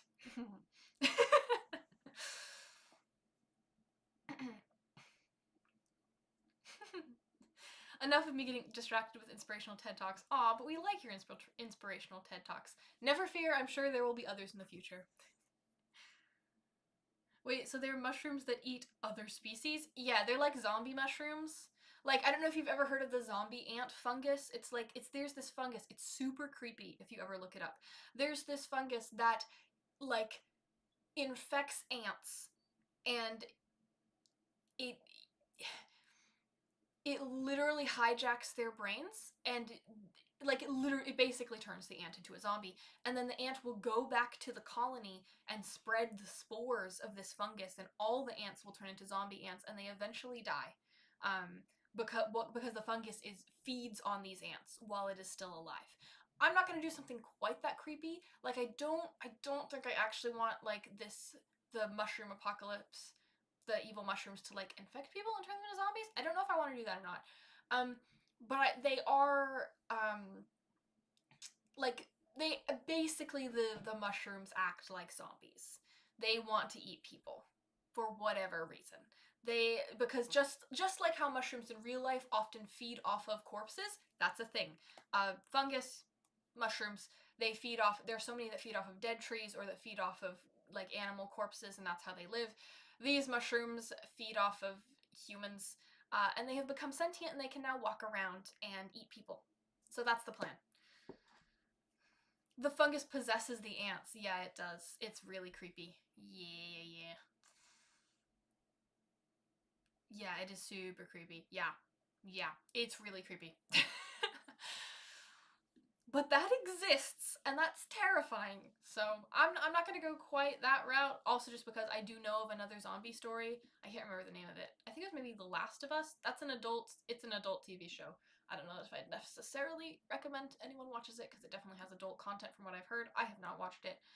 But there is a zombie story that takes inspiration from the zombie ant fungus, where the zombies are actually like mold, basically.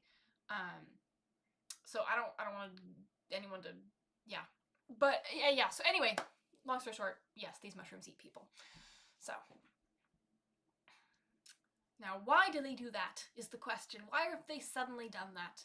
I keep going back and forth on whether or not I want to have an evil wizard controlling the mushrooms or not.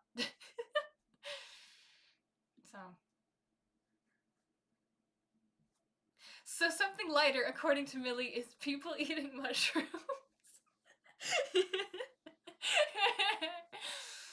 But it's whimsical. Listen, I didn't say anyone actually got eaten on page. Maybe they do. I don't know. They're trying to eat people. I don't know.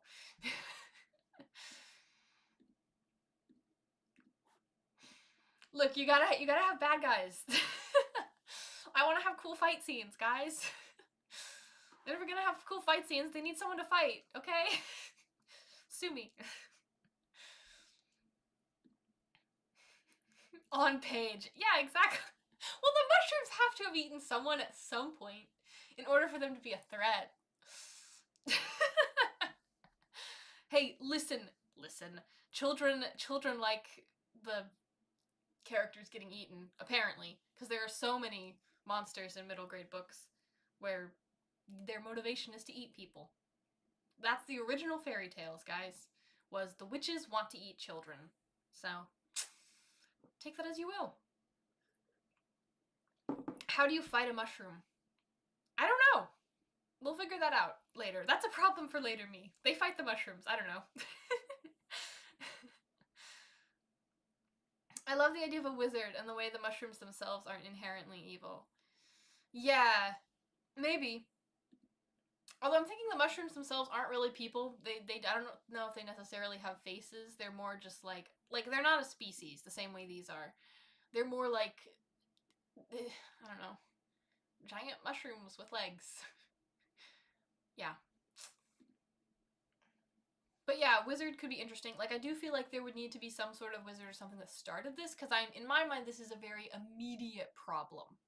Where, like, only within the past few months, suddenly, this killer species of mushrooms now exists and is rampaging across the islands. So, an answer to that being immediate would be, like, yes, there's an evil wizard or something that started this for some reason, or some sort of chemical science experiment mistake, possibly, is another idea I had. So, yeah. That's what I'm playing with right now.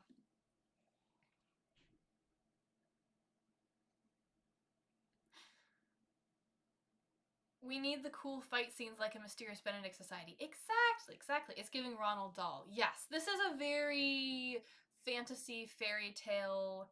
Yeah, exactly.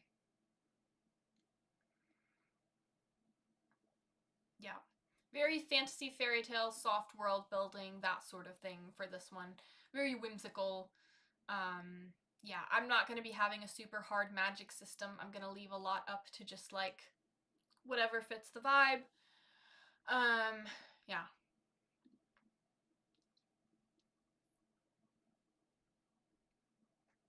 Mm-hmm.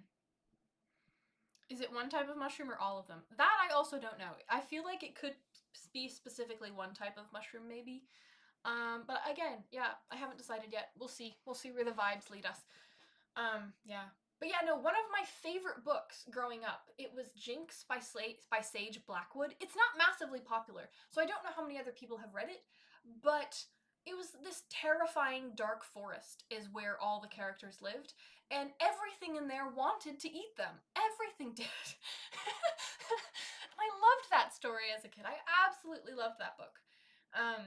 Yeah, so it harkens back to a lot of traditional fairy tales of like yeah, things want to eat you, and that's the main motivation for a lot of monsters in original fairy tale books, which I find interesting. I feel like there's other books as well where like, yeah. I'm looking at my bookshelf right now.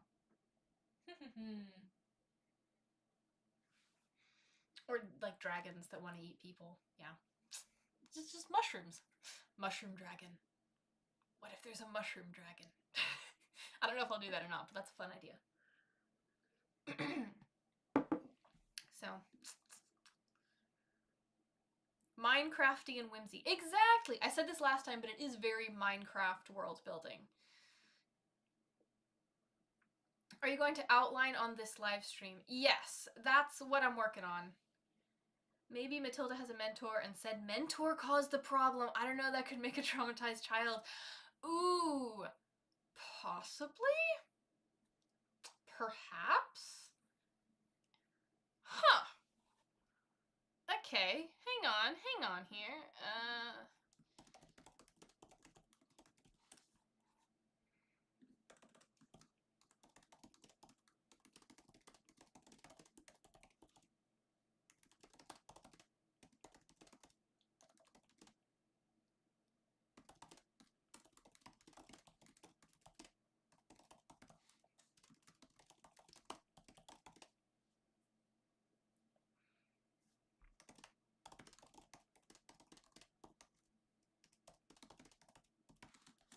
Because we all know authors are evil.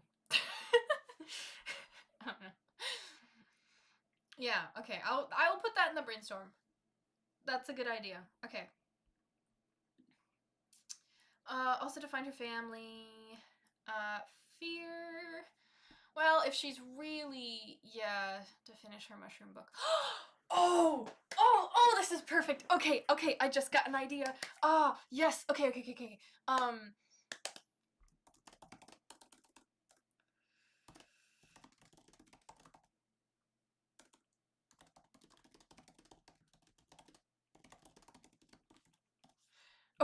Okay. She can be like the archetype of she's the archetype of the author who never finishes their book. Because that definitely, yeah. Yes. Because it's never perfect. So she's been working on this for ages, but it's still not perfect because she feels like the details are still not perfect. It's like, this was very much who Tolkien was, although he did eventually finish the book, but it took him 17 years because he had to make everything perfect.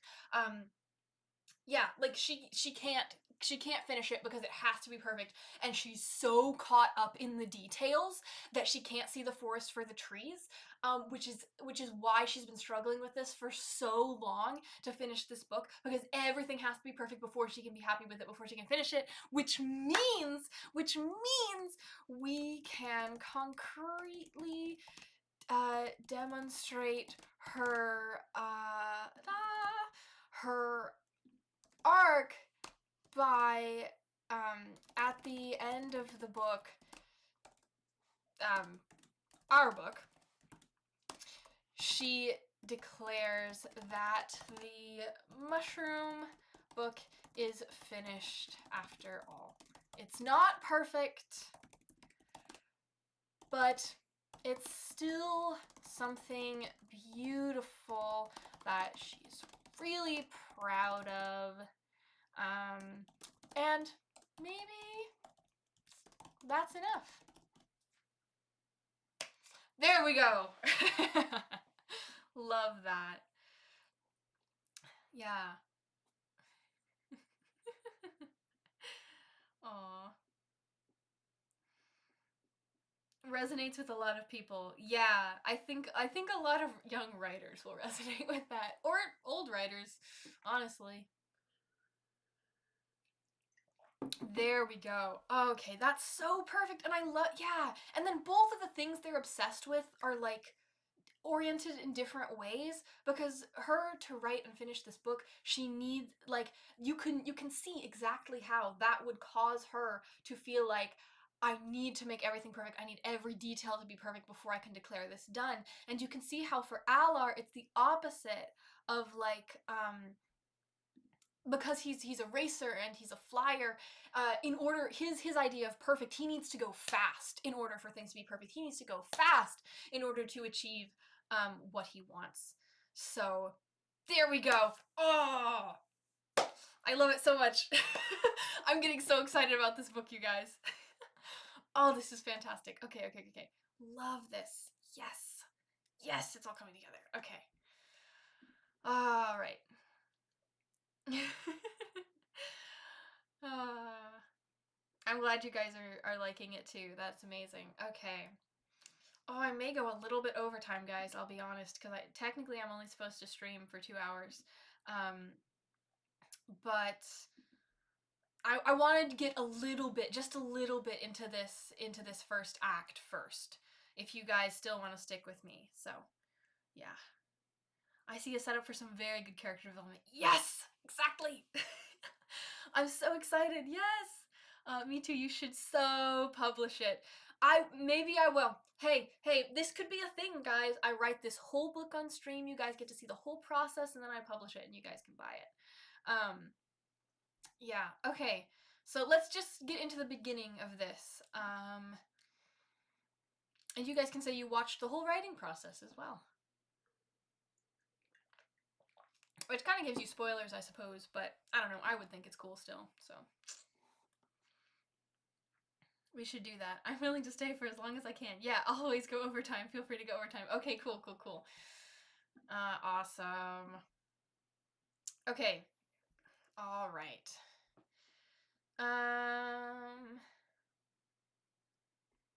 Okay.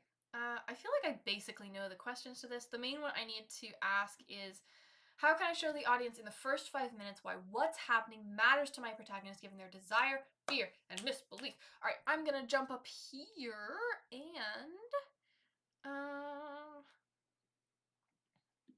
of her missing details and not being perfect in general. Yes, it's like you have these two kinds of people. Oh, she's afraid to yeah. I feel like this could end up being a meta conversation about the difference between like plotters and pantsers. Alar's the pantser, she's the plotter. Yeah. She's afraid to move too quickly and to miss something He's afraid to move too slowly and miss out on something. Yeah. Yeah. There we go. That's their characters in a nutshell. Okay. Very tortoise in the hair vibes. All right. Put that there. We will put, everything must be sorted out before I can be happy. Matilda.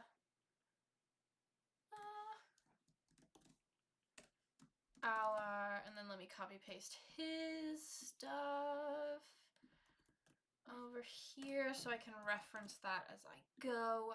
Perfect. This is all bold. I don't want this all to be bold.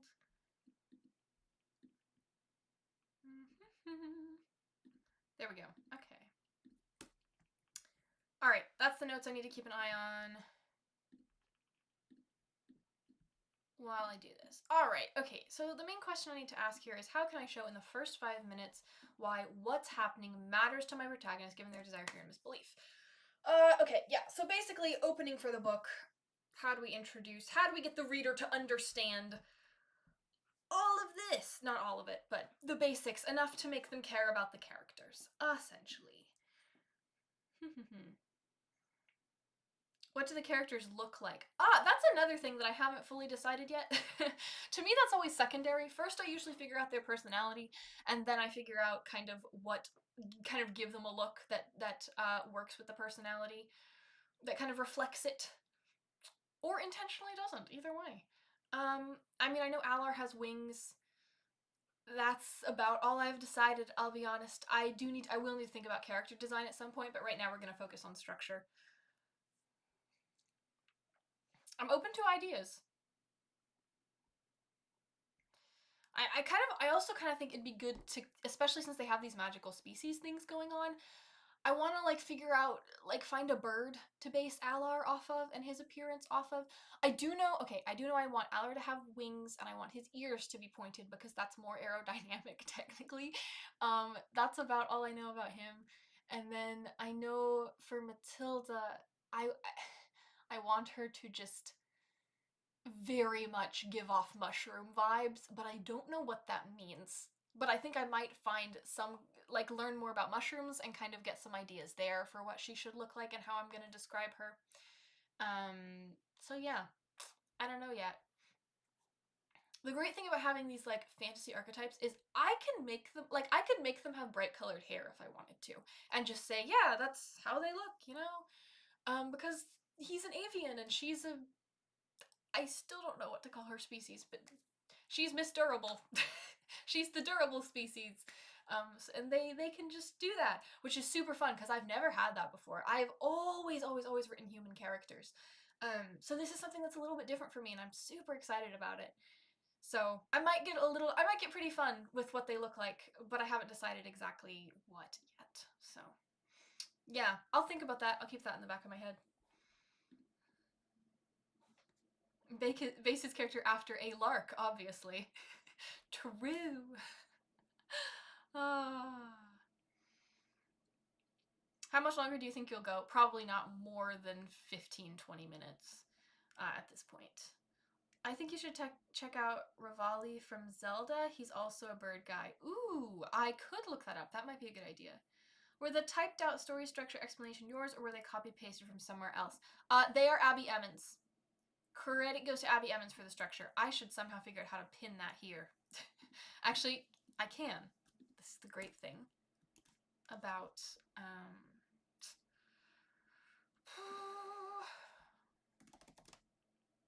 I can just put that there. Now you guys all know. She's a YouTuber. You can look her up. She has a great 3x story structure template that I use quite a bit. All right. Okay, how do we show within the first 5 minutes what's happening? Not me imagining Ronald Dahl's Matilda, but with a mushroom hat. Awesome. Where can I find it? Abby Emmons is a YouTuber, so you can look up her name on YouTube and you should be able to find her. Okay, okay. So I want to open on the island after the crash has already happened and sort of work backwards from there. Start in media res, so to speak, which is Latin for in the middle of things. It's a classic storytelling term that you may have heard of before. So, Alar wakes up and his wings are hurt. This can lead to us readers discovering how much his wings mean to him, and exploring his feelings through that. Lots of opportunity for mental, emotional, internal discussions. We can see him panicking that he can't fly. To make it more concrete, maybe trying something drastic, like trying to fly even though his wings are really hurt, and he just hurts himself more, which shows just how big of a deal this is to him. Yeah. It's like my brother when he was really into weightlifting, who gets injured and then still tries to weightlift as soon as humanly possible. Yeah. It's like that.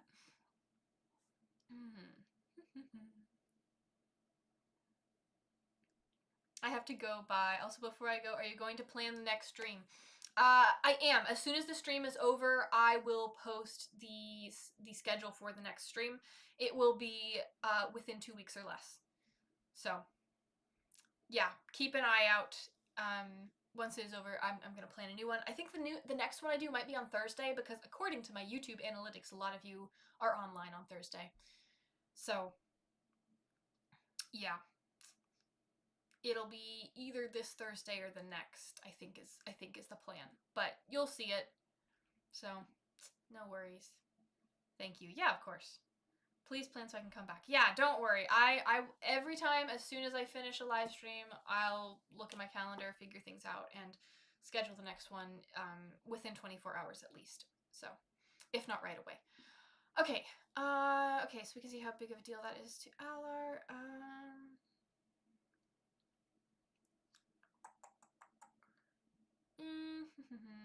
I can't rest until... Yeah. Because that also drills home the can't rest thing. He does not want to rest. He does not want to take the slow option.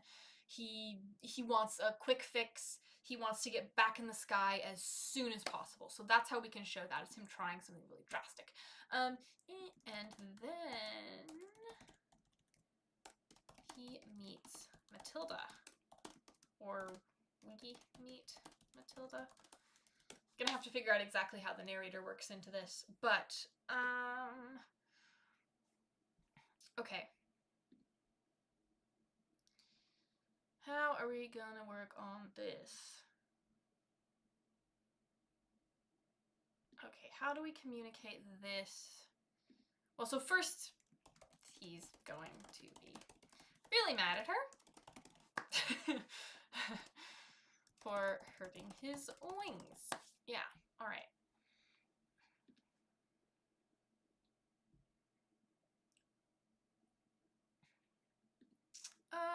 Let's see. He's gonna be really mad at her for hurting his wings. And then how is she gonna respond? She wants to figure out the details. She's afraid of not getting everything perfect. She's doing something methodical or meticulous. How can I demonstrate? How can I show her personality? Any ideas, guys? I'm open to ideas. In the Tears of the Kingdoms video game, there are a lot of sky islands, which is what I imagined your world is like. Yeah, I've never played that game, but I have watched some other people play parts of it, and it looks very cool. That is kind of what I'm imagining as well. Yeah. Exactly. Okay. Okay, do you guys have any ideas? Post in chat if you do. What's a tangible, concrete way for us to demonstrate Matilda's personality and her internal conflict right off the bat? Like the fact that she is so thorough and detail oriented. Does she have a journal maybe? Well, in my mind, her journal is like she does have a journal, and it's for the mushroom project. Yes. So I wonder, we could do something where like, because they were in a storm, and her mechanical wings or mechanical glider or whatever she was using broke. So a couple options are she's trying to fix the mechanical wings. Her book got wet and she's trying to dry it out. Except I feel like she would be so methodical that she would have the book like super well protected, like in a bag that's like waterproof or something. Yeah, something like that. So maybe she's trying to fix the mechanical, except she doesn't know anything about mechanics. That's the other thing, is like I want the reason, like I don't want either of them to know how to fix this, because that defeats part of the conflict of the story. Yeah, so maybe I suppose she could be trying anyway, but there's no way she's succeeding at that. Is that enough of a demonstration though, of her kind of like her personality and her internal conflict? Okay, so what do I need to really demonstrate here? I need to demonstrate her desire. Is that okay? She's obsessed with mushrooms. She's afraid of missing details, and everything has to be perfect before she can be happy. That will come more with time, but yeah. She's obsessed with mushrooms, and she's afraid of missing details. Those are the two main things I need to communicate here. So yeah, maybe she's initially trying to fix the mechanical wings, but then it leads into something else. All right, unfortunately I must depart. Thank you so much for doing this. Yeah, absolutely. Thank you for being here. Yeah, of course. Okay. He finds her trying to fix the mechanical wings.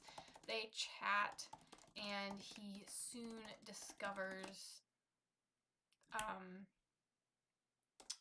through conversation her obsession with mushrooms. And I feel like that gives me enough leeway, at least for a first draft, that, you know, I can probably do most of this by ear for that. So there you go. All right.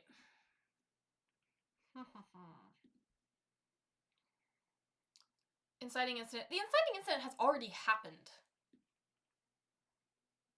Really. This is the inciting incident.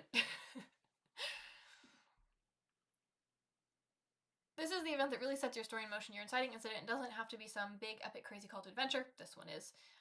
It just has to be something that pushes your protagonist outside their comfort zone. A conflict surfaces, something the protagonist has to face head on. Why does this inciting incident matter to my protagonist? How does it push her outside her comfort zone? What internal conflict is going to arrive for my protagonist in the wake of the inciting incident? This has already happened. This is the mushroom thing. So it's more like we're finding the hook, we're introduced to them, and then we're kind of introduced to what's happened already at this point. Basically, his wings are hurt. Essentially.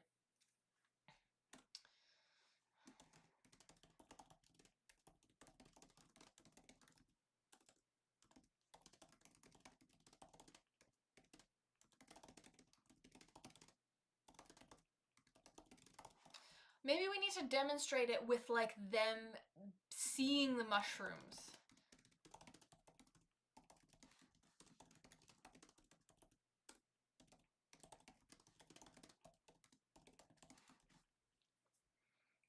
because they're on a pretty tiny little island. Um, hmm. Like there are mushrooms coming to this island. Okay. Well, this beat would take a bit to figure out. So I actually think, guys, that we will stop here for today. We have we did quite a bit. We've got the theme a bit more fleshed out. We've got character profiles, internal conflict sorted out. We've got that first hook and opening pretty sorted out. I think I could probably just begin writing next time. So I think we'll stop here for now. But this has been so much fun. Thank you guys so much for being here and being on the stream with me. Made lots of progress. Exactly, exactly. If you have enjoyed what you've seen here and you want to read about characters like this, who have lots of spirit and a lot of fun and are obsessed with very specific things, you can buy my books. If I can point to them correctly, buy my books. They're available online anywhere books are sold, or go to millieflorence.com, my website, to learn more about me and my books. Thank you guys all so much for being here today. I will see you guys in the next live stream. All right.